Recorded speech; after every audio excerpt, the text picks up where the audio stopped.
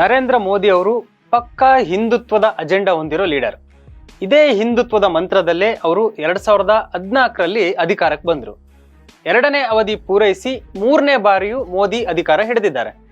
ಈ ಬಾರಿ ಮೆಜಾರಿಟಿ ಇಲ್ಲದ ಕಾರಣ ಇತರೆ ಮೈತ್ರಿ ಪಕ್ಷಗಳ ನೆರವಲ್ಲಿ ಅವರು NDA ಸರ್ಕಾರ ರಚಿಸಿದ್ದಾರೆ.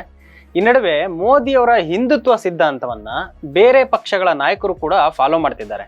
ಈ ಬಾರಿ ಕೇಂದ್ರದಲ್ಲಿ ಅಧಿಕಾರಕ್ಕೇರೋಕೆ ಬಿಜೆಪಿಗೆ ಭದ್ರ ಬುನಾದಿ ಆಗಿರೋದು ತೆಲುಗು ದೇಶಂ ಪಾರ್ಟಿಯ ಚಂದ್ರಬಾಬು ನಾಯ್ಡು ಹಾಗೆ ಬಿಹಾರದ CM ನಿತೀಶ್ ಕುಮಾರ್ ಅವರು.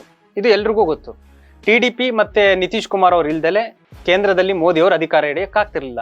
ಇತ್ತೀಚಿನ ಕೆಲ ಬೆಳವಣಿಗೆಗಳನ್ನ ನೋಡಿದ್ರೆ ಚಂದ್ರಬಾಬು ನಾಯ್ಡು ಹಾಗೂ ನಿತೀಶ್ ಕುಮಾರ್ ಬಿಜೆಪಿಯ ನೆರಳಲ್ಲೇ ತಮ್ಮ ರಾಜಕೀಯ ಲಾಭವನ್ನ ಪಡ್ಕೊಳ್ಳೋಕೆ ಮುಂದಾಗ್ತಿದ್ದಾರೆ. ಇಬ್ರು ಕೂಡ ಈಗ ಹಿಂದುತ್ವ ಸಿದ್ಧಾಂತವನ್ನ ಮುನ್ನಡೆಸ್ತಿದ್ದಾರೆ. ಆಂಧ್ರ ಪ್ರದೇಶ CM ಚಂದ್ರಬಾಬು ನಾಯ್ಡು ಅವರು ಈಗಾಗಲೇ ತಿರುಮಲ ಲಡ್ಡು ವಿವಾದವನ್ನ ತೆಗೆದಿದ್ದಾರೆ.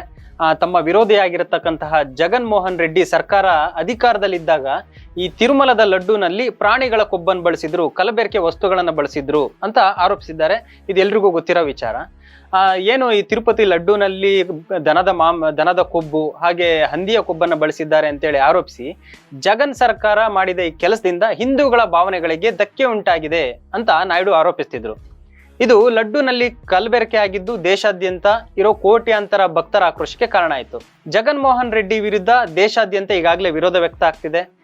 ರೆಡ್ಡಿ ಅನ್ನೋ ಹೆಸರಿಟ್ಟುಕೊಂಡಿದ್ರು ಕೂಡ ಜಗನ್ ಅವರು ಕ್ರೈಸ್ತ ಧರ್ಮಕ್ಕೆ ಸೇರಿದವರು, ಕ್ರೈಸ್ತ ಸಮುದಾಯಕ್ಕೆ ಸೇರಿದವರು, ಹೀಗಾಗಿ ಅವರೇ ಹಿಂದೂಗಳ ಭಾವನೆಗೆ ಧಕ್ಕೆ ಉಂಟು ಮಾಡ್ತಿದ್ದಾರೆ ಅನ್ನೋಂತಹ ಆರೋಪ ಈಗ ಕೇಳಿ ಬರ್ತಿದೆ. ಇಡೀ ದಕ್ಷಿಣ ಭಾರತದಲ್ಲಿ ಜಗನ್ ವಿರುದ್ಧ ಎಲ್ಲಾ ತಿಮ್ಮಪ್ಪನ ಭಕ್ತರು ಆಕ್ರೋಶ ಹೊರಹಾಕ್ತಿದ್ದಾರೆ. ಚಂದ್ರಬಾಬು ನಾಯ್ಡು ಅವರು ಇಲ್ಲಿ ಒಂದೇ ಒಂದು ಲಡ್ಡು ಬಾಂಬ್ ಮೂಲಕ ಜಗನ್ ವಿರುದ್ಧ ಜನಾಂದೋಲನವನ್ನೇ ಸೃಷ್ಟಿಸಿಬಿಟ್ಟಿದ್ದಾರೆ. ಮತ್ತೊಂದು ಕಡೆ ಅಲ್ಲಿ ಬಿಹಾರದಲ್ಲಿ ನೋಡೋದಾದ್ರೆ ಈ ಹಿಂದೆ ಅಯೋಧ್ಯೆ ರಾಮ ಮಂದಿರ ಪ್ರತಿಷ್ಠಾಪನೆ ಆಯಿತು ಉತ್ತರ ಪ್ರದೇಶದಲ್ಲಿ. ಸೊ ಅದಾಗಿ 8 ತಿಂಗಳಾದ್ಮೇಲೆ ಈಗ ಬಿಹಾರ CM ನಿತೀಶ್ ಕುಮಾರ್ ಅವರು ಪ್ರಧಾನಿ ನರೇಂದ್ರ ಮೋದಿಗೆ ಒಂದು ಪತ್ರ ಬರೆದಿದ್ದಾರೆ. ರಾಮ ಮಂದಿರ ನಿರ್ಮಾಣ ಮಾಡಿ ಒಳ್ಳೆ ಕೆಲಸ ಮಾಡಿದ್ದೀರಾ ಅಂತ ಹೇಳ್ಬಿಟ್ಟು ಮೋದಿ ಅವರನ್ನ ಅಭಿನಂದಿಸಿದ್ದಾರೆ. ಇದರ ಜೊತೆಗೆ ನಿತೀಶ್ ಕುಮಾರ್ ಅವರು ಮೋದಿ ಮುಂದೆ ಇನ್ನೊಂದು ಹೊಸ ಪ್ರಸ್ತಾಪವನ್ನ ಮುಂದಿಟ್ಟಿದ್ದಾರೆ. ಅದೇನಂದ್ರೆ ಸೀತಾ ಜನ್ಮಸ್ಥಳ ಅಂತ ಪೂಜಿಸಲ್ಪಡುವ ಸೀತಾಮರ್ಹಿ ಅನ್ನೋ ಒಂದು ಪ್ರದೇಶವನ್ನು ಅಭಿವೃದ್ಧಿಪಡಿಸಿ ಅಂತ ನಿತೀಶ್ ಕುಮಾರ್ ಅವರು ಹೇಳ್ತಾ ಇದ್ದಾರೆ. ಸೀತಾಮಾತೆ ಹುಟ್ಟಿದ್ದು ಮಿಥಿಲಾ ಅನ್ನೋ ಪ್ರದೇಶದಲ್ಲಿ. ಈ ಪ್ರದೇಶ ಈಗ ನೇಪಾಳಕ್ಕೆ ಸೇರಿದೆ. ನೇಪಾಳ ಹಾಗೆ ಬಿಹಾರದಲ್ಲಿ ಈ ಒಂದು ಪ್ರದೇಶ ಹಂಚಿ ಹೋಗಿದೆ. ಸೀತಾಮಾತೆ ಹುಟ್ಟಿದ್ದು ಬಿಹಾರದ ಸೀತಾಮರ್ಹಿಯಲ್ಲಿ ಅನ್ನೋಂಥ ಒಂದು ನಂಬಿಕೆ ಇದೆ. ಹೀಗಾಗಿ ರಾಮ ಜನ್ಮಭೂಮಿ ಹೇಗೆ ಅಭಿವೃದ್ಧಿಪಡಿಸಿದ್ರು ಅದೇ ರೀತಿ ಈಗ ಬಿಹಾರದ ಸೀತಾಮರ್ಹಿಯನ್ನು ಅಭಿವೃದ್ಧಿಪಡಿಸಿ ಅಂತ ನಿತೀಶ್ ಕುಮಾರ್ ಅವರು ಮನವಿ ಮಾಡ್ತಿದ್ದಾರೆ. ಈ ಮೊದಲು ಬಿಜೆಪಿ ಕೂಡ ರಾಮ ಮಂದಿರ ಹೆಸರಲ್ಲೇ ಅಧಿಕಾರಕ್ಕೆ ಬಂತು. ಈಗ ಬಿಜೆಪಿಯ ಈ ಎರಡೂ ಮಿತ್ರ ಪಕ್ಷಗಳ ನಡೆ ಹಿಂದುತ್ವ ಸಿದ್ಧಾಂತಕ್ಕೆ ಒಗ್ಗಿ ತಮ್ಮ ರಾಜಕೀಯ ಭವಿಷ್ಯವನ್ನ ಭದ್ರಪಡಿಸ್ಕೊಳ್ತಾ ಇದ್ದಾವೆ ಅಂತ ಹೇಳ್ಬೋದು. ಅಲ್ಲದೆ ಇದು ತಮ್ಮ ಹಿಂದೂಗಳ ಬೆಂಬಲವನ್ನ ಇನ್ನಷ್ಟು ಉಳಿಸಿಕೊಳ್ಳೋ ಪ್ರಯತ್ನ ಅಂತ ಕೂಡ ಹೇಳಲಾಗ್ತಿದೆ. ಚಂದ್ರಬಾಬು ನಾಯ್ಡು ಅವರೇನಿದ್ದಾರೆ ಅವರ TDP ಪಕ್ಷ ತಿರುಪತಿ ಲಡ್ಡು ವಿಚಾರದಲ್ಲಿ ಜಗನ್ ಮೋಹನ್ ರೆಡ್ಡಿ ಅವರನ್ನ ಕಟ್ಟಿ ಹಾಕಿದ್ದಾರೆ, ಅವರನ್ನ ಟಾರ್ಗೆಟ್ ಮಾಡ್ಕೊಂಡಿದ್ದಾರೆ. ಇದರ ಮೂಲಕ ಹಿಂದೂಗಳ ಬೆಂಬಲವನ್ನ ಉಳಿಸ್ಕೊಳ್ಳಕ್ಕೆ ಅದು ನೆರವಾಗಬಹುದು ಅಂತ ಯೋಚಿಸ್ತಾ ಇದ್ದಾರೆ.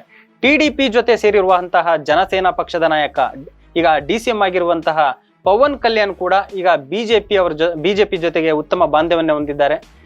ಪವನ್ ಕಲ್ಯಾಣ್ ಕೂಡ ಇತ್ತೀಚೆಗೆ ಹೆಚ್ಚೆಚ್ಚು ಹಿಂದೂ ಧರ್ಮದ ಭಾಷಣ ಮಾಡ್ತಾರೆ, ಕೇಸರಿ ವಸ್ತ್ರವನ್ನ ಧರಿಸಿ ಓಡಾಡ್ತಾರೆ.